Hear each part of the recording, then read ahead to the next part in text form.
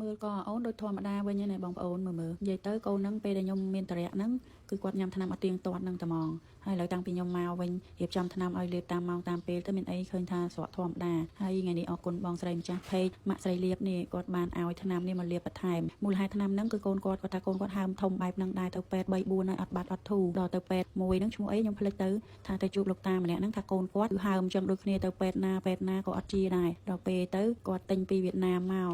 ហើយអាហ្នឹងថ្លៃទៀត1គីឡូគេបន្តិចមួយថា$100តាហ្នឹងទិញណាដល់ពេលបងស្រីហ្នឹងគាត់សុំចែកពីលោកតាហ្នឹងគាត់អាណិតក្មេងគាត់ចែកឲ្យហើយបានបងស្រីហ្នឹងក៏អាណិតកូនខ្ញុំតអញ្ចឹងអរគុណបងស្រីជាខ្លាំងដែលឲ្យមកឲ្យលាបអញ្ចឹងណាបងនិយាយទៅគាត់ក៏ចែកពីតាហ្នឹងដែរបន្តិចទេថា100000រៀលប៉ុន្តែគាត់លាបឲ្យកូនគាត់ទៅបានផលអញ្ចឹងណាហើយគាត់ឃើញខ្ញុំផុសកូនខ្ញុំគាត់ក៏តាក់ទងមករកខ្ញុំថានៅសល់ហ្នឹងហើយយកមកឲ្យអូនលាបទៅកាញ់លោកបាត់ដោយកូនគាត់អញ្ចឹងណាហើយឥឡូវហ្នឹងឲ្យនៅសល់ប៉ុណ្ណឹងហើយឥឡូវខ្ញុំចាប់ដើមលាបហើយយកមកខ្ញុំលាបហើយព្រឹកឡើងកូនតារៀនហ្នឹងក៏លាបហើយបងស្រីគាត់ឲ្យមកខ្ញុំហ្នឹងគ្មានគិតលុយគិតកាក់អីទេបងប្អូនអើយអញ្ចឹងមានតែអរគុណបងស្រីជាខ្លាំងអរគុណបង